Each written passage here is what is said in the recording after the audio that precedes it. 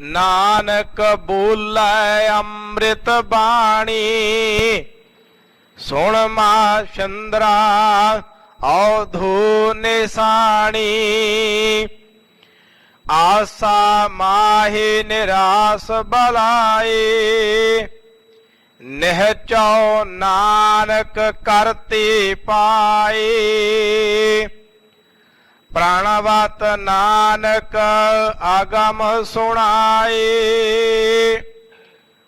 गुर चेले की संध मिलाए। देखिया दारू भोजन खाए। छे दर्शन के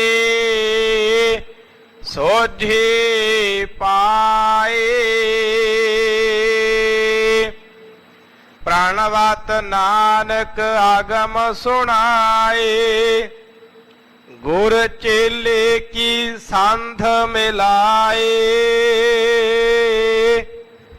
देखिया दारू भोजन खाए। छे दर्शन के सोझे पाए। वाहिगुरु जी का खालसा वाहिगुरु जी की फतेह। तू सुल्तान कहा हो मियाँ तेरी कवन बढ़ाई। जो तू देहे सो कहा स्वामी मैं मूर्ख कहन न जाई। तेरे गुण गावां देह बुझाई जैसे सच मैं रहूं रजाई। दसां पातशाहियां दी आत्मक जागदी जोत श्री गुरु ग्रंथ साहिब जी महाराज जी दी पाक पवित्र पावन हजूरी अंदर जुड़ बैठी गुरु की साजी और नवाजी हुई गुरु का खास रूप गुरु खालसा साध संगत जीओ। अमृत वेले तो हाजरियां भर के सावन दी संगरांद दा दिन जाणदियां गुरु घर दे महान शहीद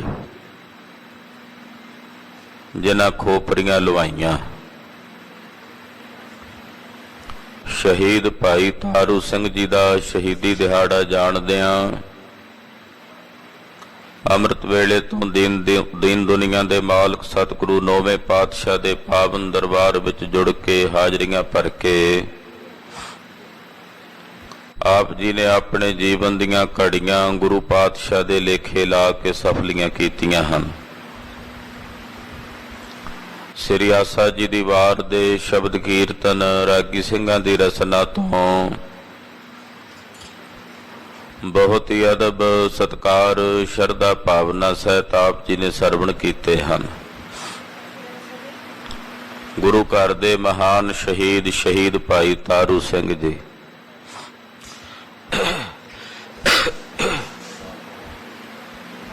श्री तरनताਰਨ साहब दे नेड़े एक नगर है पूला। पूले पिंड विच भाई तारू सिंह जी का जन्म होया। छोटी उम्र विच ही भाई तारू सिंह जी के पिता अकाल चलाना कर गए। वड्डे भाई तारू सिंह हन ते छोटी इन्हां दी भैण है उहदा नाम है बीबी तारो। घर विच जिमीदारे दा काम सी। जदों उडारे होए ते खेती करन लग पे। खेती करके फसल कर लियाउंदे ने। उहदे चों समय दी सरकार दा कर भी भरदे ने। रहिंदी फसल विचों अपना गुजारा करना गुरु का लंगर चलाउणा इन्हां दे सत्कारयोग माता जी जिहड़े हर वक्त भाई तारू सिंह जी नूं असीस देंदे ते कहंदे पूता माता की आसीस। निमख न बिसरो तुमको हर हर सदा भजो जगदीश। ਇਹ ਅਸੀਸ ਮਾਤਾ ਜੀ ਭਾਈ ਤਾਰੂ ਸਿੰਘ ਜੀ ਨੂੰ ਸਦਾ ਬਖਸ਼ਿਆ ਕਰਦੇ।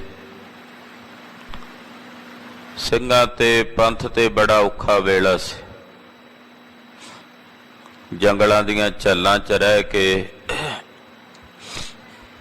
ਲੁਕ ਛਿਪ ਕੇ ਸਮਾਂ ਪਾਸ ਕਰ ਰਹੇ ਸੀ। ਭਾਈ ਤਾਰੂ ਸਿੰਘ ਜੀ ਨੇ ਪ੍ਰਸ਼ਾਦੇ ਪਕਾਉਣੇ, ਟੋਕਰਾ ਸਿਰ ਤੇ ਧਰਨਾ, ਆਪਣੀ ਭੈਣ ਨੂੰ ਨਾਲ ਲੈਣਾ ਤੇ ਜੰਗਲ 'ਚ ਜਾ ਕੇ ਸਿੰਘਾਂ ਨੂੰ ਪ੍ਰਸ਼ਾਦਾ ਛਕਾਉਣਾ। ਇੱਕ ਦਿਨ ਇੱਕ ਬ੍ਰਾਹਮਣ ਭਾਈ ਤਾਰੂ ਸਿੰਘ ਕੋਲ ਆ ਕੇ ਰੋਇਆ, ਭਾਈ ਸਾਹਿਬ ਤੁਸੀਂ ਤਾਂ ਸਿੰਘਾਂ ਦੇ ਨਾਲ ਰਹਿੰਦੇ ਹੋ, ਉਹਨਾਂ ਦੀ ਸੇਵਾ ਟਹਿਲ ਕਰਦੇ ਹੋ, ਮੇਰੀ ਲੜਕੀ ਨੂੰ ਜਬਰੀ ਇੱਕ ਪਠਾਨ ਆਪਣੇ ਘਰ ਲੈ ਕੇ ਚਲਾ ਗਿਆ, ਉਹਦੀ ਰੱਖਿਆ ਕਰੋ। ਭਾਈ ਸਾਹਿਬ ਜੀ ਪ੍ਰਸ਼ਾਦਿਆਂ ਦਾ ਟੋਕਰਾ ਲੈ ਕੇ ਜਦੋਂ ਸਿੰਘਾਂ ਕੋਲ ਗਏ, ਪੰਥ ਕੋਲ ਗਏ, ਸਿੰਘਾਂ ਨੇ ਭਾਈ ਸਾਹਿਬ ਦੇ ਚਿਹਰੇ ਤੇ ਹਾਵ ਭਾਵ ਪੜ੍ਹ ਕੇ ਆਖਿਆ, ਭਾਈ ਸਾਹਿਬ ਜੀ ਕੋਈ ਬਚਨ ਕਰਨਾ ਚਾਹੁੰਦੇ ਹੋ? ਭਾਈ ਸਾਹਿਬ ਕਹਿਣ ਲੱਗੇ, ਖਾਲਸਾ ਜੀ ਪਹਿਲਾਂ ਆਪ ਜੀ ਪ੍ਰਸ਼ਾਦਾ ਛਕੋ, ਮੈਂ ਬਾਅਦ ਚ ਬਚਨ ਕਰਾਂਗਾ। ਸਿੰਘਾਂ ਆਖਿਆ ਤੁਸੀਂ ਪਹਿਲਾਂ ਬਚਨ ਕਰੋ, ਫਿਰ ਅਸੀਂ ਬਾਅਦ ਚ ਪ੍ਰਸ਼ਾਦਾ ਵੇਖਾਂਗੇ, ਛਕਾਂਗੇ। ਜਦੋਂ ਭਾਈ ਤਾਰੂ ਸਿੰਘ ਹੋਣਾ ਨੇ ਦੱਸਿਆ ਤੇ ਉਸੇ ਵੇਲੇ ਸਿੰਘਾਂ ਨੇ ਪ੍ਰਸ਼ਾਦਾ ਵੀ ਵਿੱਚੇ ਛੱਡ ਕੇ ਪਹਿਲਾਂ ਉਸ ਬ੍ਰਾਹਮਣ ਦੀ ਲੜਕੀ ਨੂੰ ਛੁਡਾ ਕੇ ਉਹਦੇ ਘਰ ਪਹੁੰਚਦਾ ਕੀਤਾ। ਭਾਈ ਸਾਹਿਬ ਦੀ ਇਹ ਸੇਵਾ ਟਹਿਲਦਾ ਆਲੇ ਦੁਆਲੇ ਇਲਾਕੇ 'ਚ ਲੋਕਾਂ ਨੂੰ ਪਤਾ ਲੱਗਣ ਲੱਗਾ। ਨਸ਼ਹਿਰੇ ਪੰਨੂਆਂ ਦਾ ਰਹਿਣ ਵਾਲਾ ਇੱਕ ਪਾਪੀ ਸੀ ਹਰ ਭਗਤ ਨਿਰੰਜਨੀਆ। ਹਰ ਭਗਤ ਨਿਰੰਜਨੀਏ ਨੇ ਬਹੁਤ ਸਾਰੇ ਸਿੰਘ ਸ਼ਹੀਦ ਕਰਵਾਏ ਸਨ। ਇਹ ਲਾਹੌਰ ਦੇ ਦਰਬਾਰ ਦਾ ਮੁਖਬਰ ਸੀ। ਸਿੰਘਾਂ ਦੀ ਮੁਖਬਰੀ ਖੜ ਕਰਕੇ ਉਹਨਾਂ ਨੂੰ ਫੜਾਉਂਦਾ ਸੀ ਤੇ ਬਾਅਦ ਵਿੱਚ ਜਿਹੜੀਆਂ ਉਹਨਾਂ ਦੀਆਂ ਜ਼ਮੀਨਾਂ ਹੁੰਦੀਆਂ ਸਨ ਸਿੰਘਾਂ ਦੀਆਂ, ਉਹਦੇ ਤੇ ਕਬਜ਼ਾ ਕਰਦਾ ਸੀ। ਭਾਈ ਤਾਰੂ ਸਿੰਘ ਜੀ ਦੀ ਪੂਲੇ ਨਗਰ ਵਿੱਚ ਬਹੁਤ ਜ਼ਮੀਨ ਸੀ, ਜ਼ਮੀਂਦਾਰ ਤਗੜੇ ਜ਼ਮੀਂਦਾਰ ਸਨ। ਨਿਰੰਜਨੀਏ ਹਰ ਭਗਤ ਦੀ ਨਿਗਾਹ ਸੀ ਕਿ ਕਿਸੇ ਤਰੀਕੇ ਮੈਂ ਇਹ ਜ਼ਮੀਨ ਆਪਣੇ ਕਾਬੂ ਕਰਾਂ। ਉਹਨੂੰ ਮੌਕਾ ਮਿਲ ਗਿਆ। ਸੂਬਾ ਲਾਹੌਰ ਜ਼ਕਰੀਆ ਖਾਨ, ਜ਼ਕਰੀਏ ਕੋਲ ਜਾ ਕੇ ਹਰ ਭਗਤ ਨੇ ਸ਼ਿਕਾਇਤ ਕੀਤੀ, ਚੁਗਲੀ ਕੀਤੀ, ਮੁਖਬਰੀ ਕੀਤੀ ਕਿ ਸਿੰਘ ਕਿਵੇਂ ਮਰਨਗੇ ਜੇ ਭਾਈ ਤਾਰੂ ਸਿੰਘ ਵਰਗੇ ਉਹਨਾਂ ਨੂੰ ਪ੍ਰਸ਼ਾਦਾ ਛਕਾਉਣਗੇ। ਵੀ ਉਹ ਤਾਂ ਜੰਗਲਾਂ ਵਿੱਚ ਜਾ ਕੇ ਸਿੰਘਾਂ ਨੂੰ ਪ੍ਰਸ਼ਾਦਾ ਛਕਾਉਂਦਾ। ਇਹ ਸੁਣਦਿਆਂ ਸੂਬੇ ਲਾਹੌਰ ਜ਼ਕਰੀਏ ਖਾਨ ਨੇ ਆਪਣੇ ਕੁਝ ਸਿਪਾਹੀ ਭਾਈ ਤਾਰੂ ਸਿੰਘ ਜੀ ਨੂੰ ਗ੍ਰਿਫਤਾਰ ਕਰਨ ਵਾਸਤੇ ਲਾਹੌਰ ਤੋਂ ਪੂਲੇ ਪਿੰਡ ਭੇਜੇ। ਸਿਪਾਹੀ ਜਦੋਂ ਭਾਈ ਸਾਹਿਬ ਨੂੰ ਗ੍ਰਿਫਤਾਰ ਕਰਨ ਆਏ, ਉਸ ਵੇਲੇ ਮਾਤਾ ਜੀ ਘਰ ਵਿੱਚ ਸਨ ਤੇ ਬੀਬੀ ਤਾਰੋ ਘਰ ਸੀ। ਭਾਈ ਤਾਰੂ ਸਿੰਘ ਜੀ ਬਾਹਰ ਖੇਤ ਵਿੱਚ ਸੀ। ਸਿਪਾਹੀ ਆ ਕੇ ਕਹਿਣ ਲੱਗੇ, ਕਿੱਥੇ ਆ ਤੁਹਾਡਾ ਪੁੱਤਰ? ਕਿਤੇ ਚੋਰੀ ਕਰਕੇ ਉਹਨੂੰ ਭਜਾ ਤਾਂ ਨਹੀਂ ਦਿੱਤਾ? ਮਾਤਾ ਜੀ ਨੇ ਆਖਿਆ, ਉਹ ਸਿਪਾਹੀ ਉਹ ਜ਼ਬਾਨ ਸੰਭਾਲ ਕੇ ਗੱਲ ਕਰੋ, ਮੇਰਾ ਪੁੱਤ ਚੋਰ ਨਹੀਂ ਜਿਹੜਾ ਭਜਦਾ ਫਿਰੇ। ਉਹ ਗੁਰੂ ਕੇ ਸਿੱਖਾਂ ਨੂੰ ਸਿੰਘਾਂ ਨੂੰ ਲੰਗਰ ਛਕਾਉਂਦਾ। ਕਹਿੰਦੇ ਉਹ ਤਾਂ ਬਾਗੀ ਨੇ। ਕਹਿੰਦੇ ਤੁਹਾਡੇ ਬਾਗੀ ਨੇ, ਪਰ ਸਾਡੀ ਦ੍ਰਿਸ਼ਟੀ ਵਿੱਚ ਤਾਂ ਕਲਗੀਧਰ ਦੇ ਸਿੰਘ ਨੇ, ਮਹਾਰਾਜ ਜੀ ਦੀਆਂ ਫੌਜਾਂ ਨੇ। ਇਹਨੇ ਨੂੰ ਭਾਈ ਤਾਰੂ ਸਿੰਘ ਜੀ ਘਰ ਆ ਗਏ। ਭਾਈ ਸਾਹਿਬ ਨੂੰ ਕਹਿਣ ਲੱਗੇ, ਸਾਡੇ ਨਾਲ ਲਾਹੌਰ ਚੱਲੋ, ਅਸੀਂ ਤੁਹਾਨੂੰ ਗ੍ਰਿਫਤਾਰ ਕਰਕੇ ਲਿਜਾਣਾ ਹੈ। ਇਹਨਾਂ ਮਲੇਛਾਂ ਨੇ ਬੀਬੀ ਤਾਰੋ ਨੂੰ ਵੀ ਨਾਲ ਗ੍ਰਿਫਤਾਰ ਕਰ ਲਿਆ। ਭਾਈ ਸਾਹਿਬ ਦੀ ਛੋਟੀ ਭੈਣ ਸੀ। ਦੋਨਾਂ ਭੈਣ ਭਰਾਵਾਂ ਨੂੰ ਗ੍ਰਿਫਤਾਰ ਕਰਕੇ ਜਦੋਂ ਲੈ ਕੇ ਜਾਣ ਲੱਗੇ ਤੇ ਮਾਂ ਦੇ ਨੇਤਰਾਂ 'ਚੋਂ ਨੀਰ ਨਹੀਂ ਵਹਿਆ। ਮਾਂ ਆਪਣੇ 25-26 ਸਾਲ ਦੇ ਚੜ੍ਹਦੀ ਜਵਾਨੀ ਦੇ ਪੁੱਤ ਦੇ ਸਿਰ ਤੇ ਹੱਥ ਰੱਖ ਕੇ ਕਹਿੰਦੀ ਹੈ, ਪੁੱਤਰਾ ਇਹ ਸਿੱਖੀ ਬੜੇ ਮਹਿੰਗੇ ਮੁੱਲ ਮਿਲੀ ਹੈ। ਇਹ ਸਿਰ ਭਾਵੇਂ ਲੱਥ ਜੇ, ਗੁਰੂ ਕੀ ਸਿੱਖੀ ਦਾ ਤਿਆਗ ਨਾ ਕਰੀ। ਇਹ ਮਾਂ ਕਹਿ ਰਹੀ ਹੈ ਭਾਈ ਤਾਰੂ ਸਿੰਘ ਨੂੰ। ਗੁਰੂ ਕੀ ਸਿੱਖੀ ਦਾ ਤਿਆਗ ਨਾ ਕਰੀ, ਭਾਵੇਂ ਪ੍ਰਾਣ ਦੇਣੇ ਪੈ ਜਾਣ। ਭਾਈ ਤਾਰੂ ਸਿੰਘ ਨੇ ਆਖਿਆ, ਮਾਤਾ ਅਰਦਾਸ ਕਰੀ ਗੁਰੂ ਕਲਗੀਧਰ ਦੇ ਚਰਨਾਂ ਵਿੱਚ ਮੇਰੀ ਸਿੱਖੀ ਮੇਰੇ ਅੰਤਲੇ ਸਾਹਾਂ ਤੱਕ ਕੇਸਾਂ ਸਵਾਸਾਂ ਨਾਲ ਨਿਭ ਜਾਏ। ਭਾਈ ਸਾਹਿਬ ਨੂੰ ਗ੍ਰਿਫਤਾਰ ਕਰਕੇ, ਨਾਲ ਉਹਨਾਂ ਦੀ ਭੈਣ ਨੂੰ ਗ੍ਰਿਫਤਾਰ ਕਰਕੇ ਲਾਹੌਰ ਨੂੰ ਟੁਰੇ। ਰਸਤੇ ਵਿੱਚ ਇੱਕ ਪਿੰਡ ਆਉਂਦਾ ਪੜਾਣਾ, ਉੱਥੇ ਰਾਤ ਇਹਨਾਂ ਨੇ ਕੱਟਣੀ ਸੀ।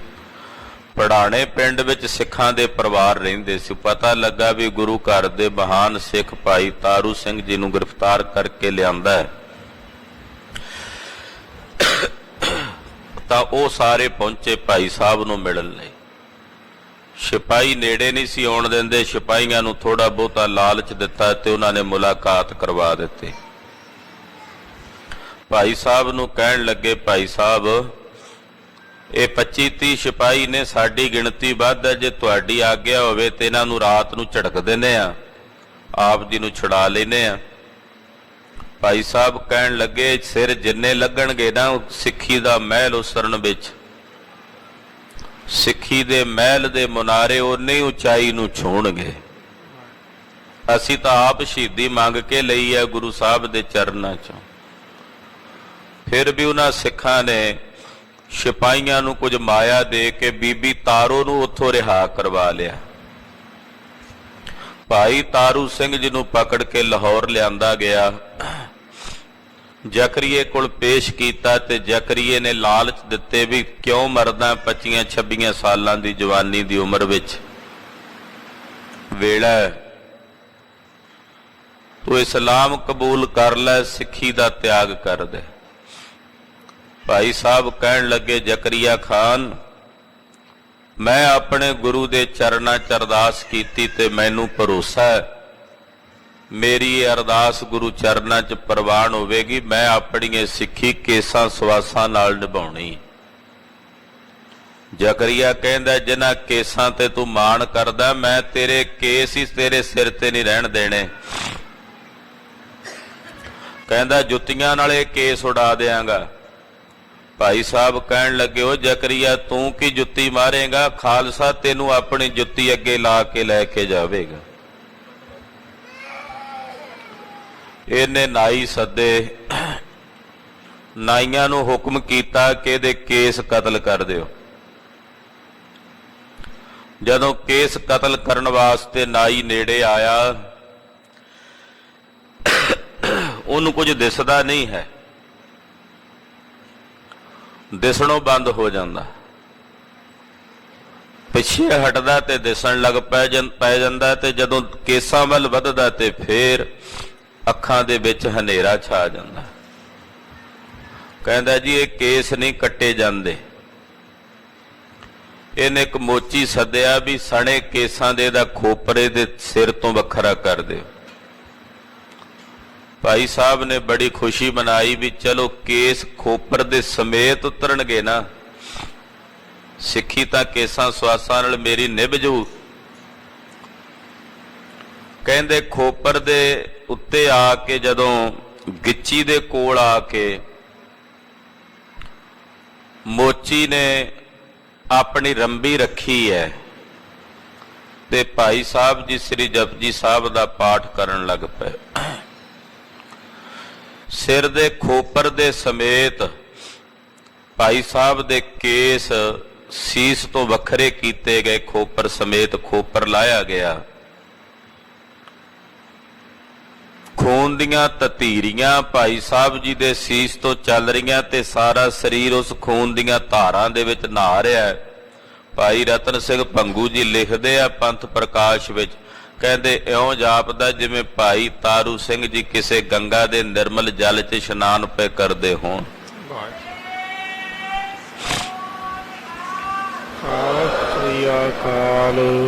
ਜਪਜੀ ਸਾਹਿਬ ਦਾ ਪਾਠ ਕਰਦਿਆਂ ਪਾਠ ਇੱਥੇ ਪਹੁੰਚਿਆ ਸੀ, ਪੰਚ ਪ੍ਰਵਾਨ ਪੰਚ ਪ੍ਰਧਾਨ ਪੰਚੇ ਪਾਵੈ ਦਰਗਹਿ ਮਾਨ ਤੱਕ ਕਹਿੰਦਿਆਂ ਖੋਪਰ ਸੀਸ ਤੋਂ ਲੱਥ ਗਿਆ। ਬਾਕੀ ਬਾਣੀ ਦਾ ਜਾਪ ਕੀਤਾ। ਜ਼ਕਰੀਆ ਕਹਿੰਦਾ ਜਾਓ ਇਹਨੂੰ ਸੁੱਟ ਦਿਓ ਬਾਹਰ, ਆਪੇ ਤੜਫ ਕੇ ਮਰ ਜੂ। ਭਾਈ ਸਾਹਿਬ ਜੀ ਨੂੰ ਲਾਹੌਰ ਦੇ ਵਿੱਚ ਬਾਹਰ ਲਿਆ ਕੇ ਸੁੱਟ ਦਿੱਤਾ ਗਿਆ। ਉੱਥੇ ਇੱਕ ਪਰਿਵਾਰ ਨੇ ਭਾਈ ਸਾਹਿਬ ਜੀ ਦੇ ਸੀਸ ਦੀ ਸੇਵਾ ਟਹਿਲ ਕੀਤੀ। ਭਾਈ ਸਾਹਿਬ ਨੇ ਪ੍ਰਣ ਕੀਤਾ ਸੀ ਕਿ ਜ਼ਕਰੀਏ ਨੂੰ ਆਪਣੀ ਜੁੱਤੀ ਅੱਗੇ ਲਾ ਕੇ ਲੈ ਕੇ ਜਾਣਾ ਹੈ। ਜਪਜੀ ਸਾਹਿਬ ਦਾ ਪਾਠ ਉੱਥੇ ਬੈਠੇ ਭਾਈ ਸਾਹਿਬ ਕਰੀ ਜਾਂਦੇ ਨੇ। ਅਗਲੇ ਦਿਨ ਹੀ ਜ਼ਕਰੀਏ ਨੂੰ ਪਿਸ਼ਾਬ ਦਾ ਬੰਨ ਪੈ ਗਿਆ। ਬੜੇ ਨੀਮ ਹਕੀਮ ਸੱਦੇ, ਕੋਈ ਇਲਾਜ ਨਾ ਹੋਵੇ। ਬੜੀ ਤੜਫਦਣ, ਪੇਟ ਦੇ ਵਿੱਚ ਪਾਣੀ ਭਰ ਗਿਆ ਤੇ ਤੜਫਣ ਲੱਗਾ। ਭਾਈ ਸੁਬੇਗ ਸਿੰਘ ਜੀ ਉਸ ਵੇਲੇ ਸੂਬੇ ਲਾਹੌਰ ਦੇ ਕੋਲ ਕੰਮ ਕਰਦੇ ਸਨ। ਉਹਨਾਂ ਨੂੰ ਸੱਦ ਕੇ ਕਹਿੰਦਾ ਮੇਰਾ ਕੋਈ ਇਲਾਜ ਕਰੋ। ਉਹਨਾਂ ਆਖਿਆ ਤੇਰੇ ਤੇ ਭਾਈ ਤਾਰੂ ਸਿੰਘ ਦਾ ਬਚਨ ਚੱਲਿਆ, ਤੂੰ ਬੜਾ ਗੁਨਾਹ ਕੀਤਾ। ਇੱਕ ਗੁਰੂ ਕੇ ਸਿੱਖ ਨੂੰ ਜਿਹੜਾ ਸ਼ਾਂਤਮਈ ਬਿਰਤੀ ਨਾਲ ਲੰਗਰ ਛਕਾਉਂਦਾ, ਸੰਗਤ ਨੂੰ ਭੁੱਖਿਆਂ ਨੂੰ ਭੋਜਨ ਛਕਾਉਂਦਾ, ਤੂੰ ਉਹਦਾ ਖੋਪਰ ਲਾਇਆ ਪਾਪੀਆ। ਕਹਿਣ ਲੱਗਾ ਪੰਥ ਦੀ ਸ਼ਰਨ ਚ ਜਾਓ। ਭਾਈ ਸੁਬੇਗ ਸਿੰਘ ਜੀ ਪੰਥ ਦੀ ਸ਼ਰਨ ਚ ਅਕਾਲ ਤਖਤ ਸਾਹਿਬ ਆਏ। ਪੰਥ ਨੇ ਆਖਿਆ ਬਚਨ ਭਾਈ ਤਾਰੂ ਸਿੰਘ ਨੇ ਕੀਤਾ, ਇਹ ਤਾਂ ਪੂਰਾ ਹੀ ਹੋਣਾ। ਹਾਂ ਏਦਾਂ ਕਰੋ, ਭਾਈ ਸਾਹਿਬ ਦੇ ਚਰਨਾਂ ਦੀ ਜੁੱਤੀ ਲੈ ਕੇ ਜ਼ਕਰੀਏ ਦੇ ਸਿਰ ਤੇ ਛੁਆਓ। ਜਦੋਂ ਉਹਦੇ ਸਿਰ 'ਚ ਮਾਰੋਗੇ ਤੇ ਉਹਦੇ ਪਿਸ਼ਾਬ ਦਾ ਬੰਨ ਟੁੱਟੇਗਾ। ਜਦੋਂ ਲਾਹੌਰ ਆਏ, ਹੁਣ ਜੁੱਤੀ ਕਿੱਥੋਂ ਲੱਭੇ ਭਾਈ ਸਾਹਿਬ ਦੇ ਚਰਨਾਂ ਦੀ? ਨਵੀਂ ਜੁੱਤੀ ਲਈ ਭਾਈ ਸਾਹਿਬ ਭਾਈ ਤਾਰੂ ਸਿੰਘ ਦੇ ਚਰਨਾਂ 'ਚ ਪਵਾਈ। ਸੁਬੇਗ ਸਿੰਘ ਨੇ ਆਪ ਆਪਣੇ ਹੱਥੀਂ ਜੁੱਤੀ ਫੜੀ ਤੇ ਜ਼ਕਰੀਏ ਦੇ ਸਿਰ 'ਚ ਜਦੋਂ ਮਾਰੀ ਤੇ ਇਹਦੇ ਪਿਸ਼ਾਬ ਦਾ ਬੰਨ ਟੁੱਟਿਆ। ਜਿਵੇਂ ਜਿਵੇਂ ਸਿਰ ਤੇ ਜੁੱਤੀ ਵੱਜਦੀ ਤਿਵੇਂ ਤਿਵੇਂ ਸੁਰਖਰੂ ਹੁੰਦਾ। ਰੋਜ਼ ਜੁੱਤੀ ਵੱਜਦੀ ਤਾਂ ਇਹਦਾ ਪਿਸ਼ਾਬ ਦਾ ਬੰਨ ਜਿਹੜਾ ਸੀ ਉਹ ਟੁੱਟਦਾ। ਜੁੱਤੀਆਂ ਖਾਂਦਾ ਖਾਂਦਾ 22ਵੇਂ ਦਿਨ ਜ਼ਕਰੀਆ ਖਾਨ ਨਰਕਗਾਮੀ ਹੋ ਕੇ ਮਰ ਗਿਆ। ਭਾਈ ਤਾਰੂ ਸਿੰਘ ਜੀ ਨੂੰ ਅੱਜ ਦੇ ਦਿਨ ਪਤਾ ਲੱਗਾ। 22 ਦਿਨ ਹੋ ਗਏ ਸੀ ਖੋਪਰ ਲੱਥਿਆ, ਭਾਈ ਤਾਰੂ ਸਿੰਘ ਡੋਲ ਬੈਠੇ ਆ। ਸੀਸ ਤੋਂ ਖੋਪਰ ਉਤਰਿਆ ਹੋਵੇ, ਕੁਝ ਘੰਟਿਆਂ ਤੱਕ ਜੀਵਤ ਰਹਿਣਾ ਔਖਾ ਹੁੰਦਾ ਹੈ, ਪਰ ਗੁਰਬਾਣੀ ਦੀ ਪਾਰਸ ਕਲਾ ਸੀ ਹਿਰਦੇ 'ਚ। 22 ਦਿਨ ਤੱਕ ਭਾਈ ਤਾਰੂ ਸਿੰਘ ਜੀ ਚੌਂਕੜੇ ਤੇ ਬੈਠੇ ਰਹੇ। ਅੱਜ ਦੇ ਦਿਨ ਖਬਰ ਹੋਈ ਕਿ ਜ਼ਕਰੀਆ ਮਰ ਗਿਆ। ਅੰਮ੍ਰਿਤ ਵੇਲੇ ਭਾਈ ਸਾਹਿਬ ਜੀ ਨੇ ਜਪਜੀ ਸਾਹਿਬ ਦਾ ਪਾਠ ਕੀਤਾ ਔਰ ਸ਼ਹਾਦਤ ਦਾ ਜਾਮ ਪ੍ਰਾਪਤ ਕਰਕੇ ਆਪਣਾ ਸਰੀਰ ਤਿਆਗਿਆ ਔਰ ਗੁਰੂ ਕੀ ਸਿੱਖੀ ਆਪਣੇ ਅੰਤਲੇ ਕੇਸਾਂ ਸਵਾਸਾਂ ਸਹਿਤ ਨਿਭਾਈ। ਜ਼ਕਰੀਏ ਨੇ ਪੁੱਛਿਆ ਸੀ ਕਿ ਤਾਰੂ ਸਿੰਘ ਤੂੰ ਤਾਂ ਕਹਿੰਦਾ ਸੀ ਮੇਰੀ ਸਿੱਖੀ ਕੇਸਾਂ ਸਵਾਸਾਂ ਨਾਲ ਨਿਭੇਗੀ, ਕੇਸ ਤਾਂ ਤੇਰੇ ਧੜ ਤੋਂ ਵੱਖਰੇ ਕਰ ਦਿੱਤੇ ਐ, ਸਿਰ ਤੋਂ। ਭਾਈ ਸਾਹਿਬ ਕਹਿੰਦੇ ਆ ਸਿਰ ਤੋਂ ਨਹੀਂ, ਖੋਪਰ ਦੇ ਸਮੇਤ ਕੇਸ ਉਤਰੇ ਐ। ਮੇਰੀ ਤਾਂ ਸਿੱਖੀ ਗੁਰੂ ਨੇ ਨਿਭਾ ਲਈ ਐ, ਤੇਰਾ ਮੂੰਹ ਕਾਲਾ ਹੋਇਆ ਜ਼ਕਰੀਆ ਖਾਨ। ਇਹੋ ਜਿਹਾ ਸਿਦਕ ਹਿਰਦੇ ਵਿੱਚ ਭਾਈ ਤਾਰੂ ਸਿੰਘ ਜੀ ਦੇ ਆਪਣੇ ਹਿਰਦੇ 'ਚ ਨਿਸ਼ਚਾ ਰੱਖਿਆ ਸੀ, ਸਿਰ ਜਾਵੇ ਤਾਂ ਜਾਵੇ ਮੇਰਾ ਸਿੱਖੀ ਸਿਦਕ ਨਾ ਜਾਵੇ, ਸਿਰ ਜਾਵੇ ਤਾਂ ਜਾਵੇ ਮੇਰਾ ਸਿੱਖੀ ਸਿਦਕ ਨਾ ਜਾਵੇ, ਸਿਰ ਜਾਵੇ ਤਾਂ ਜਾਵੇ ਮੇਰਾ ਸਿੱਖੀ ਸਿਦਕ ਨਾ ਜਾਵੇ, ਸਿਰ ਜਾਵੇ ਤਾਂ ਜਾਵੇ ਮੇਰਾ ਸਿੱਖੀ ਸਿਦਕ ਨਾ ਜਾਵੇ, ਸਿਰ ਜਾਵੇ ਤਾਂ ਜਾਵੇ ਮੇਰਾ ਸਿੱਖੀ ਸਿਦਕ ਨਾ ਜਾਵੇ, ਸਿਰ ਜਾਵੇ ਤਾਂ ਜਾਵੇ ਮੇਰਾ ਸਿੱਖੀ ਸਿਦਕ ਨਾ ਜਾਵੇ, ਸਿਰ ਜਾਵੇ ਤਾਂ ਜਾਵੇ ਮੇਰਾ ਸਿੱਖੀ ਸਿਦਕ ਨਾ ਜਾਵੇ, ਸਿਰ ਜਾਵੇ ਤਾਂ ਜਾਵੇ ਮੇਰਾ ਸਿੱਖੀ ਸਿਦਕ ਨਾ ਜਾਵੇ। ਇਹ ਭਾਵਨਾ ਭਾਈ ਤਾਰੂ ਸਿੰਘ ਜੀ ਦੀ, ਉਹਨਾਂ ਦੀ ਇਸ ਮਹਾਨ ਸ਼ਹਾਦਤ ਨੂੰ ਕੋਟि ਕੋਟि ਪ੍ਰਣਾਮ ਹੈ।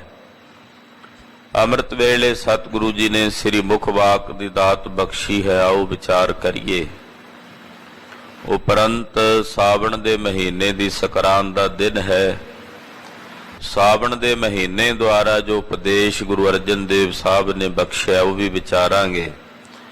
ਹਾਜ਼ਰੀਆਂ ਲਵਾਓ ਗੁਰੂ ਪਾਤਸ਼ਾਹ ਦੇ ਪਵਿੱਤਰ ਚਰਨਾਂ ਵਿੱਚ ਸੁਰਤ ਬਿਰਤ ਨੂੰ ਜੋੜਦੇ ਆਖੋ ਜੀ ਸਤਨਾਮ ਸ਼੍ਰੀ ਵਾਹਿਗੁਰੂ ਸਾਹਿਬ ਜੀ। ਸਤਨਾਮ ਸ਼੍ਰੀ ਵਾਹਿਗੁਰੂ ਸਾਹਿਬ ਜੀ। ਰਾਮ ਕਲੀ ਮਹੱਲਾ ਪਹਿਲਾ। ਸੁਣ ਮਾ ਸ਼ਿੰਦਰਾ ਨਾਨਕ ਬੋਲੇ। ਰਾਮ ਕਲੀ ਰਾਗ ਹੈ। ਪਹਿਲੇ ਪਾਤਸ਼ਾਹ ਧੰਨ ਗੁਰੂ ਨਾਨਕ ਦੇਵ ਸਾਹਿਬ ਜੀ ਇਹ ਸ਼ਬਦ ਉਚਾਰਨ ਕਰ ਰਹੇ ਨੇ। ਮਛੰਦਰ ਨਾਥ ਨਾਮ ਦੇ ਇੱਕ ਯੋਗੀ ਨੂੰ ਸਤਿਗੁਰੂ ਜੀ ਉਪਦੇਸ਼ ਦੇ ਰਹੇ ਨੇ।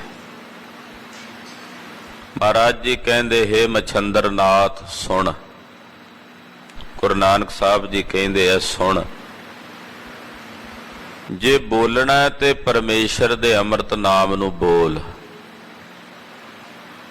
ਹਰੀ ਦੇ ਅੰਮ੍ਰਿਤ ਨਾਮ ਨੂੰ ਬੋਲ। ਇਹ ਬੋਲਣ ਨਾਲ ਤੇਰਾ ਭਲਾ ਹੋਣਾ, ਤੇਰੀ ਕਲਿਆਣ ਹੋਣੀ। ਆ ਜਿਹੜਾ ਕੱਚ ਪਿੱਚ ਬੋਲਦਾ, ਇਸ ਕੱਚ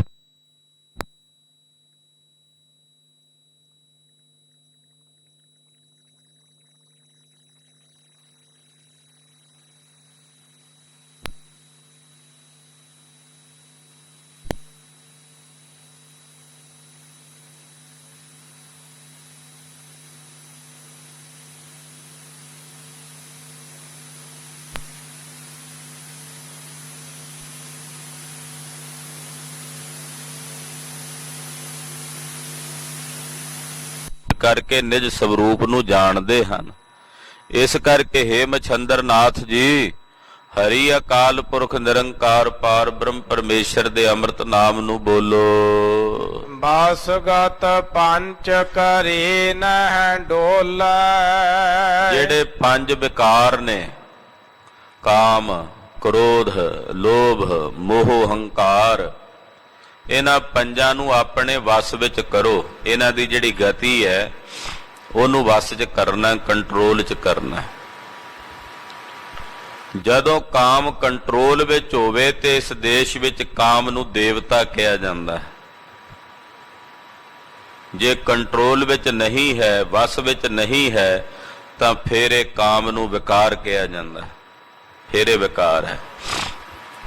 ਭੋਜਨ ਛਕਦੇ ਆ, ਜੇ ਲੋੜ ਦਾ ਛਕੀਏ ਜਿੰਨੀ ਜ਼ਰੂਰਤ ਹੈ ਤਾਂ ਉਹ ਸਰੀਰ ਲਈ ਅੰਮ੍ਰਿਤ ਹੈ, ਤੇ ਜੇ ਲੋੜ ਤੋਂ ਵੱਧ ਛਕ ਲਈਏ ਤੇ ਉਹੀ ਭੋਜਨ ਸਰੀਰ ਲਈ ਜ਼ਹਿਰ ਬਣ ਜਾਂਦਾ ਹੈ। ਤਾਂ ਭੋਜਨ ਹੀ ਹੈ ਨਾ। ਕਾਮ ਕਰਕੇ ਸੰਸਾਰ ਦੀ ਉਤਪਤੀ ਹੁੰਦੀ, ਜੇ ਸੰਜਮ 'ਚ ਰਹੇ ਤਾਂ ਇਹ ਦੇਵਤਾ ਹੈ, ਪਰ ਜੇ ਸੰਜਮ ਤੋਂ ਬਾਹਰ ਚੱਲੇ ਤੇ ਫਿਰ ਇਹ ਵਿਕਾਰ ਹੈ। ਪਾਤਸ਼ਾਹ ਕਹਿੰਦੇ ਇਹਨਾਂ ਨੂੰ ਵਸ ਕਰ। ਕ੍ਰੋਧ, ਕ੍ਰੋਧ ਇਸ ਲਈ ਹੁੰਦਾ ਹੈ ਕਿ ਆਪਣੇ ਹਿਰਦੇ ਦੀ ਸ਼ਾਂਤ ਅਵਸਥਾ ਦੀ ਰਾਖੀ ਲਈ। ਇਸ ਲਈ ਨਹੀਂ ਹੁੰਦਾ ਕਿ ਹਿਰਦੇ ਦੀ ਸ਼ਾਂਤੀ ਨੂੰ ਜਿਹੜਾ ਕ੍ਰੋਧ ਭੰਗ ਕਰਦਾ ਉਹ ਕ੍ਰੋਧ ਵਿਕਾਰ ਹੈ, ਪਰ ਆਪਣੇ ਹਿਰਦੇ ਦੀ ਸ਼ਾਂਤੀ ਨੂੰ ਬਹਾਲ ਰੱਖਣ ਵਾਸਤੇ ਕਿਸੇ ਨੂੰ ਜ਼ੁਬਾਨ ਤੋਂ ਕੇਵਲ ਕੁਝ ਵੀਰ ਅਸੇ ਬੋਲ ਬੋਲ ਕੇ ਸੁਚੇਤ ਕਰਨਾ, ਭਾਈ ਸਾਵਧਾਨ ਹੋ ਜਾ। ਉੱਥੇ ਫਿਰ ਉਹ ਕ੍ਰੋਧ ਆਪਣੇ ਸਵੈ ਧਰਮ ਦੀ ਰਾਖੀ ਵੀ ਕਰਦਾ, ਜਦੋਂ ਬੀਰ ਰਸ ਵਿੱਚ ਤਬਦੀਲ ਹੋ ਜਾਂਦਾ ਸੰਜਮ 'ਚ। ਗ੍ਰਸਤੀ ਲੋਭ ਇੰਨਾ ਕੁ ਕਰੇ ਜਿੰਨੇ ਕ ਨਾਲ ਉਹਦੇ ਪਰਿਵਾਰ ਦਾ ਉਹਦਾ ਗੁਜ਼ਾਰਾ ਚੱਲਦਾ ਹੋਵੇ। ਜੇ ਗ੍ਰਸਤੀ ਇਤਨਾ ਵੀ ਲੋਭ ਨਾ ਕਰੇ ਤਾਂ ਫਿਰ ਪਰਿਵਾਰ ਦੀ ਪਰਵਰਿਸ਼ ਕਿਵੇਂ ਹੋਵੇ। ਪਰ ਲੋਭ ਉਦੋਂ ਵਿਕਾਰ ਬਣਦਾ ਜਦੋਂ ਲੋੜ ਤੋਂ ਵੱਧ ਦੀ ਤਾਂਘ ਰੱਖ ਕੇ ਸੱਜੇ ਖੱਬੇ ਪਾਪ ਕਰਮ ਕਰਨ ਦੀ ਬਿਰਤੀ ਵਿੱਚ ਪਰਵਿਰਤ ਹੁੰਦਾ। ਇਤਨਾ ਕਮੋ ਕਿ ਪਰਿਵਾਰ ਹੈ, ਇਸ ਪਰਿਵਾਰ ਦੇ ਵਿੱਚ ਥੋੜਾ ਬਹੁਤਾ ਨੇਹ ਆਦਿਕ ਹੋਣਾ ਚਾਹੀਏ, ਇਹਨਾਂ ਦੀ ਪਰਵਰਿਸ਼ ਕਰਨੀ, ਥੋੜਾ ਬਹੁਤਾ ਧਿਆਨ ਇਹਨਾਂ ਵੱਲ ਦੇਣਾ ਪਵੇਗਾ ਤਾਂ ਠੀਕ ਹੈ। ਪਰ ਜਦੋਂ ਵਸ ਤੋਂ ਵੱਧ ਹੋ ਜਾਏ ਵੀ ਉਹਨਾਂ ਤੋਂ ਇਲਾਵਾ ਕੁਝ ਹੋਰ ਸੁੱਝੇ ਹੀ ਨਾ, ਫਿਰ ਉਹ ਮੋਹ ਵਿਕਾਰ ਹੈ। ਇੱਕ ਹੰਕਾਰ ਹੁੰਦਾ, ਇੱਕ ਹੰਕਾਰ ਦੇ ਵਿੱਚ ਸਵੈ ਆਤਮ ਅਹੰਕਾਰ ਹੁੰਦਾ। ਅਹੰ ਬ੍ਰਹਮ ਦਾ ਹੰਕਾਰ ਹੁੰਦਾ ਕਿ ਮੈਂ ਬ੍ਰਹਮ ਸਰੂਪ ਹਾਂ। ਉਹ ਹੰਕਾਰ ਨਿਰਮਲ ਅਹੰਕਾਰ ਹੈ। ਤੋ ਇਹਨਾਂ ਪੰਜਾਂ ਨੂੰ ਵਸ ਚ ਕਰੋ ਯੋਗੀ ਜੀ, ਮਛੰਦਰ ਨਾਥ ਜੀ। ਔਰ ਜਦੋਂ ਇਹਨਾਂ ਨੂੰ ਵਸ ਵਿੱਚ ਕਰੋਗੇ ਫਿਰ ਡੋਲੋਗੇ ਨਹੀਂ, ਨਹੀਂ ਤਾਂ ਡੋਲਦੇ ਫਿਰੋਗੇ। ਕਦੇ ਕਾਮ ਡੁਲਾਵੇਗਾ, ਕਦੇ ਕ੍ਰੋਧ ਡੁਲਾਵੇਗਾ, ਕਦੇ ਲੋਭ, ਕਦੇ ਮੋਹ, ਕਦੇ ਹੰਕਾਰ। ਵਸਗਤ ਪੰਚ ਕਰੇ ਨਹਿ ਡੋਲੈ। ਜਦੋਂ ਇਹਨਾਂ ਪੰਜਾਂ ਨੂੰ ਵਸ ਚ ਕਰ ਲੋਗੇ ਫਿਰ ਡੋਲੋਗੇ ਨਹੀਂ। ਐਸੀ ਜੁਗਤ ਜੋਗ ਕਉ ਪਾਲੇ। ਪਾਤਸ਼ਾਹ ਕਹਿੰਦੇ ਇਹੋ ਜੀ ਜੁਗਤ ਸਹਿਤ ਜੋਗ ਦੀ ਪਾਲਣਾ ਕਰੋ। ਆ ਜੁਗਤ ਹੈ ਜੋਗ ਨੂੰ ਪਾਲਣ ਦੀ। ਆ ਜੁਗਤ ਨਹੀਂ ਜਿਹੜੀ ਤੁਸੀਂ ਪਾਲ ਰਹੇ ਹੋ ਵੀ ਕੰਨ ਪਾੜ ਕੇ ਮੁੰਦਰਾਂ ਪਾ ਲਈਆਂ, ਚਿੱਪੀ ਫੜ ਲਈ, ਸਵਾਹ ਮੜ ਲਈ ਸਰੀਰ ਤੇ।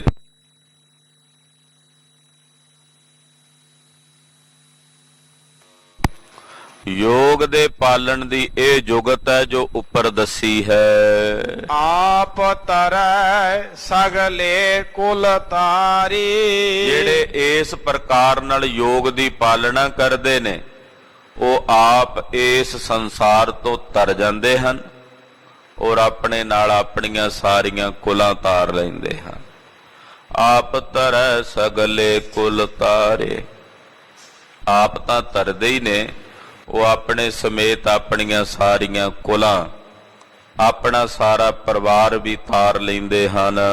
ਸੋ ਅਧੂਤ ਐਸੀ ਮਤ ਪਾਵੈ। ਪਾਤਸ਼ਾਹ ਕਹਿੰਦੇ ਅਸਲ ਵਿੱਚ ਉਹੀ ਅਵਧੂਤ ਹੈ। ਅਵਧੂਤ ਦਾ ਮਤਲਬ ਹੁੰਦਾ ਜਿਹੜਾ ਮਾਇਆ ਦਾ ਤਿਆਗੀ ਹੋਵੇ, ਜਿਹਨੂੰ ਆਪਾਂ ਕਹਿ ਦਿੰਦੇ ਆ ਵਿਰਕਤ ਸਾਧ।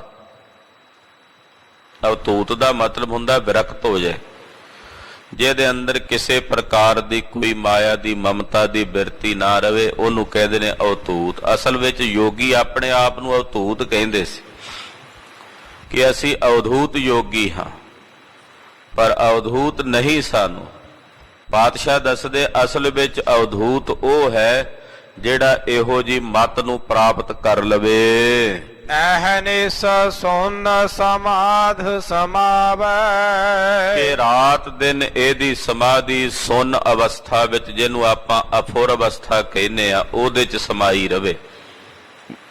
ਐਸੀ ਮਤ ਪਾਵੇ ਕਿ ਰਾਤ ਦਿਨ ਸੁੰਨ ਵਿੱਚ। ਸੁੰਨ ਮਤਲਬ ਜਿੱਥੇ ਕੋਈ ਫੁਰਨਾ ਨਹੀਂ ਹੈ,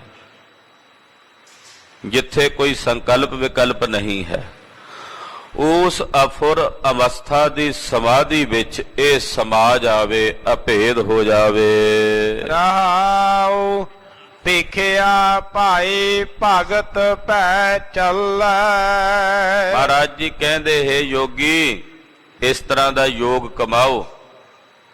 ਜੇ ਭਿਖਿਆ ਲੈਣੀ ਹੈ ਨਾ, ਇਹ ਭਿਖਿਆ ਮੰਗਣ ਜਾਂਦੇ ਦਰਾਂ ਦਰਾਂ ਤੇ। ਮਹਾਰਾਜ ਜੀ ਕਹਿੰਦੇ ਜੇ ਭਿਖਿਆ ਲੈਣੀ ਆ ਤੇ ਪਰਮੇਸ਼ਰ ਦੀ ਪ੍ਰੇਮਾ ਭਗਤੀ ਦੀ ਭਿਖਿਆ ਲਵੋ। ਭਿਖਿਆ ਭਾਏ ਭਗਤ, ਪਰਮੇਸ਼ਰ ਦੀ ਪ੍ਰੇਮਾ ਭਗਤ ਦੀ ਭਿਖਿਆ ਲਵੋ। ਭੈ ਚੱਲੈ, ਪਰਮੇਸ਼ਰ ਦੇ ਡਰ ਵਿੱਚ, ਉਹਦੇ ਭੈ ਵਿੱਚ ਟੁਰੋ। ਉਹਦੇ ਭੈ ਵਿੱਚ ਚੱਲ ਕੇ ਪਾਰ ਬ੍ਰਹਮ ਪਰਮੇਸ਼ਰ ਦੀ ਪ੍ਰੇਮਾ ਭਗਤੀ ਦੀ ਭਿਖਿਆ ਲੈਣਾ ਕਰੋ। ਹੋਵੈ ਸੋ ਤ੍ਰਿਪਤ ਸੰਤੋਖ ਅਮੁੱਲ। ਜਿਨ੍ਹਾਂ ਦੇ ਕੋਲ ਸੰਤੋਖ ਦਾ ਅਮੁੱਲ ਖਜ਼ਾਨਾ ਹੈ। ਇਹ ਸੰਤੋਖ ਇਹੋ ਜੀ ਦਾਤ ਹੈ ਵੀ ਕਿਸੇ ਪ੍ਰਕਾਰ ਦਾ ਮੁੱਲ ਦੇ ਕੇ ਨਹੀਂ ਮਿਲਦਾ। ਪਾਤਸ਼ਾਹ ਕਹਿੰਦੇ ਜਿਨ੍ਹਾਂ ਦੇ ਕੋਲ ਇਹ ਸੰਤੋਖ ਦਾ ਅਮੁੱਲ ਖਜ਼ਾਨਾ ਹੈ, ਉਹ ਤ੍ਰਿਪਤ ਹੋ ਜਾਂਦੇ ਹਨ। ਹੋਵੈ ਸੋ ਤ੍ਰਿਪਤ। ਉਹ ਤਰਈ ਕਾਲ ਸਮੇਂ ਵਿੱਚ ਤ੍ਰਿਪਤ ਹੋ ਜਾਂਦੇ ਨੇ, ਰੱਜ ਜਾਂਦੇ ਨੇ, ਜਿਨ੍ਹਾਂ ਨੂੰ ਸਤਿਗੁਰੂ ਜੀ ਨੇ ਇਹ ਅਮੋਲਕ ਸੰਤੋਖ ਦੀ ਦਾਤ ਬਖਸ਼ਿਸ਼ ਕੀਤੀ ਹੈ। ਧਿਆਨ ਰੂਪ ਹੋਏ ਆਸਣ ਪਾਵੈ। ਮਹਾਰਾਜ ਜੀ ਕਹਿੰਦੇ ਜਿਸ ਦਾ ਧਿਆਨ ਧਾਰਨ ਕਰ ਰਿਹਾ ਉਸੇ ਦਾ ਸਵਰੂਪ ਹੋ ਜਾਣਾ, ਜਿਹਨੂੰ ਕਹਿੰਦੇ ਨੇ ਧੇ। ਬਿਰਤੀ ਦਾ ਧੇਕਾਰ ਹੋ ਜਾਣਾ, ਇਹੀ ਆਸਣ ਹੈ। ਕਿ ਜਿਸ ਦਾ ਧਿਆਨ ਧਾਰ ਰਹੇ ਹੋ ਉਸੇ ਵਿੱਚ ਮਿਲ ਕੇ ਉਹਦੇ 'ਚ ਅਭੇਦ ਹੋਣਾ। ਮਹਾਰਾਜ ਜੀ ਕਹਿੰਦੇ ਇਹ ਸ੍ਰੇਸ਼ਟ ਆਸਣ ਹੈ। ਇੱਕ 84 ਆਸਣ ਤੁਹਾਡੇ ਨੇ ਸਿੱਧੋ, ਜਿਹੜੇ ਕਈ ਪ੍ਰਕਾਰ ਦੇ ਤਰੀਕਿਆਂ ਨਾਲ ਤੁਸੀਂ ਕਰਦੇ ਹੋ। ਪਾਤਸ਼ਾਹ ਕਹਿੰਦੇ ਇੱਕ ਆਸਣ ਇਹ ਹੈ ਜਿਹੜਾ ਸदैवी ਹੈ, ਇਹ ਹੈ ਜਿਸ ਦਾ ਧਿਆਨ ਧਾਰ ਰਹੇ ਹੋ ਉਸੇ ਦੇ ਸਵਰੂਪ ਵਿੱਚ ਮਿਲ ਕੇ ਅਭੇਦ ਹੋ ਜਾਣਾ, ਉਸੇ ਵਿੱਚ ਹੀ ਇੱਕਮਿਕ ਹੋ ਜਾਣਾ। ਇਹ ਸਭ ਤੋਂ ਸ੍ਰੇਸ਼ਟ ਆਸਣ ਹੈ। ਇਹ ਯੋਗੀ ਜੀ, ਜੇ ਤੁਸੀਂ ਇਸ ਆਸਣ ਨੂੰ ਪ੍ਰਾਪਤ ਕਰੋ। ਸੱਚ ਨਾਮ ਤਾੜੀ ਚਿਤ ਲਾਵੈ। ਪਰਮੇਸ਼ਰ ਦੇ ਸੱਚੇ ਨਾਮ ਦੁਆਰਾ ਆਪਣੇ ਚਿੱਤ ਨੂੰ ਉਹਦੀ ਤਾੜੀ ਵਿੱਚ ਲਾਉਣਾ, ਉਹਦੇ ਧਿਆਨ ਵਿੱਚ ਲਾਉਣਾ। ਤਾੜੀ ਲਾਉਂਦੇ, ਧਿਆਨ ਲਾਉਂਦੇ।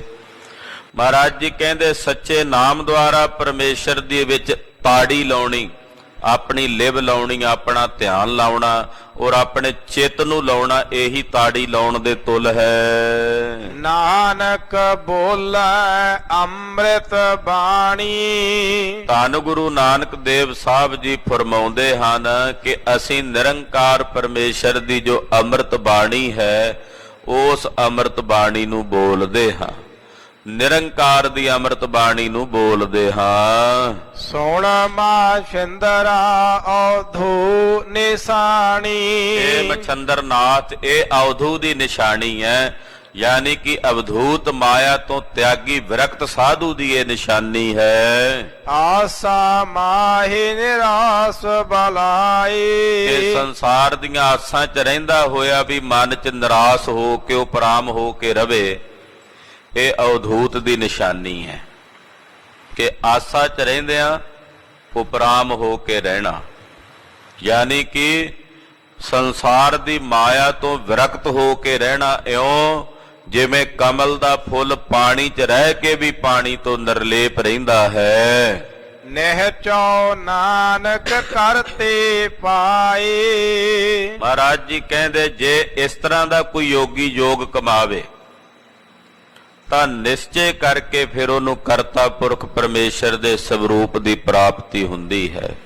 ਉਹ ਨਿਸ਼ਚੇ ਅਵਸ਼ ਉਸ ਪਰਮੇਸ਼ਰ ਦੇ ਸਵਰੂਪ ਵਿੱਚ ਅਭੇਦ ਹੁੰਦਾ ਹੈ। ਪ੍ਰਾਣਵਤ ਨਾਨਕ ਆਗਮ ਸੁਣਾਏ। ਧੰਨ ਗੁਰੂ ਨਾਨਕ ਦੇਵ ਸਾਹਿਬ ਜੀ ਫਰਮਾਉਂਦੇ ਹਨ ਕਿ ਮੈਂ ਆਪਹੁੰਚ ਵਾਹਿਗੁਰੂ ਪਰਮੇਸ਼ਰ। ਅਸ਼ੁੱਧ ਮਨ ਲਈ ਪ੍ਰਮਾਤਮਾ ਅਗੰਮ ਹੈ, ਪਰ ਸ਼ੁੱਧ ਮਨ ਵਾਸਤੇ ਨੇੜੇ ਹੈ। ਆਖੋ ਸਤਨਾਮ। ਵਾਹਿਗੁਰੂ। ਜਦੋਂ ਮਨ ਮਲੀਨ ਹੋਵੇ ਤੇ ਫਿਰ ਪ੍ਰਮਾਤਮਾ ਅਗੰਮ ਹੈ, ਉਹਦੇ ਤੱਕ ਨਹੀਂ ਪਹੁੰਚਿਆ ਜਾ ਸਕਦਾ। ਪਰ ਇਹੀ ਮਨ ਸ਼ੁੱਧ ਹੋ ਜਾਏ ਤੇ ਫਿਰ ਉਹ ਇਤਨਾ ਨੇੜੇ ਹੈ ਕਿ ਹੱਥ ਤੋਂ ਵੀ ਨੇੜੇ ਮਹਿਸੂਸ ਹੁੰਦਾ। ਕਹਿ ਰਵਿਦਾਸ ਹਾਥ ਪੈ ਨੇੜਾ, ਸ਼ੁੱਧ ਮਨ ਵਾਸਤੇ ਨੇੜੇ ਹੈ।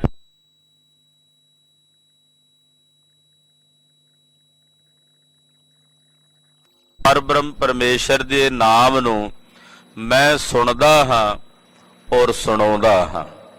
ਉਸੇ ਦੇ ਨਾਮ ਨੂੰ ਸੁਣਦਾ ਔਰ ਉਸੇ ਦੇ ਨਾਮ ਨੂੰ ਸੁਣਾਉਂਦਾ ਹਾਂ।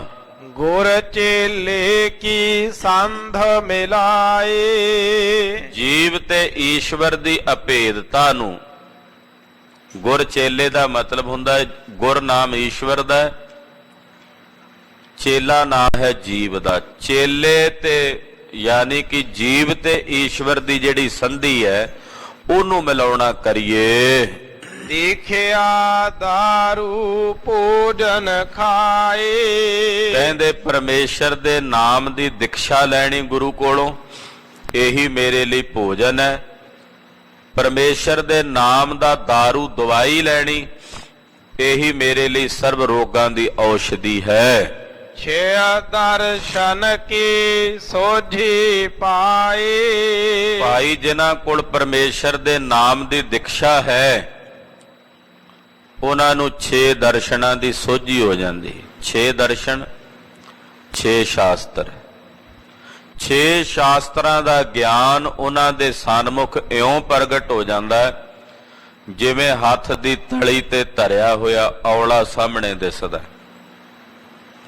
ਇਉਂ 6 ਸ਼ਾਸਤਰਾਂ ਨੂੰ, 6 ਸ਼ਾਸਤਰਾਂ ਦੇ ਗਿਆਨ ਨੂੰ ਹਾਸਲ ਕਰ ਲੈਂਦੇ ਨੇ ਜਿਹੜੇ ਉਸ ਨਿਰੰਕਾਰ ਪਰਮੇਸ਼ਰ ਦੇ ਨਾਮ ਦੀ ਆਰਾਧਨਾ ਕਰਦੇ ਹਨ।